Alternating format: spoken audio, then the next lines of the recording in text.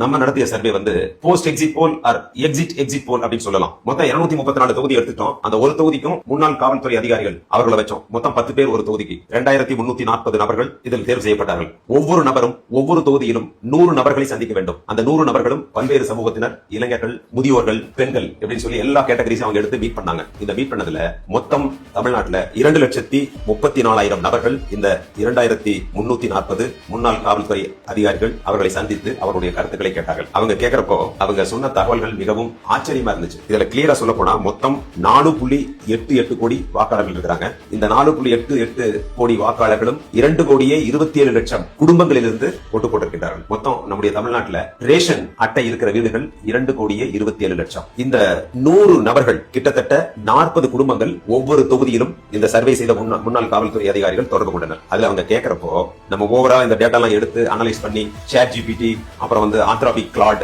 இப்படி பல்வேறு artificial intelligence tools, அப்புறம் வழக்கமான நம்முடைய அந்த ஸ்டாட்டிஸ்டிக்ஸ் அதனுடைய டூல்ஸ் இதெல்லாம் பயன்படுத்தி அனலைஸ் பண்ணதுல கிட்டத்தட்ட 41% டிவிகே கட்சிக்கு வாக்களித்திருப்பதாக சொல்கின்றார்கள். இதுல என்ன விஷயம்னா, நிறைய திராவிட முன்னேற்ற கழகம் மற்றும் அண்ணா திராவிட முன்னேற்ற கழகம் இந்த கட்சியில் காலமாக வாக்களித்த மக்கள் எல்லாம் ஒரு சிலர் விஜய் அவர்களுக்கு வாக்களித்திருக்கின்றார்கள் விசில் சின்னத்திற்கு. இதுல என்ன அப்படின்னா, ஏன் நீங்க வந்து எப்பொழுதுமே ட்ரெடிஷனலா உதயசூரியன் அல்லது இரட்டை இலைக்கு தான் போடுவீங்க, எதற்காக இப்பொழுது விசில் போடுறீங்க அப்படின்னு கேட்டப்போ அவங்க சொன்னது, என்னுடைய பேர குழந்தை, என்னுடைய மகன் மகள் எங்களை வந்து இந்த தடவை ஒரு ஓட்டாவது நீங்க போடணும் விசிலுக்கு, இல்லைன்னு சொன்னா நான் வந்து வீட்டுக்கு வர மாட்டேன், சாப்பிட மாட்டேன் அப்படின்னு சொன்னாங்க.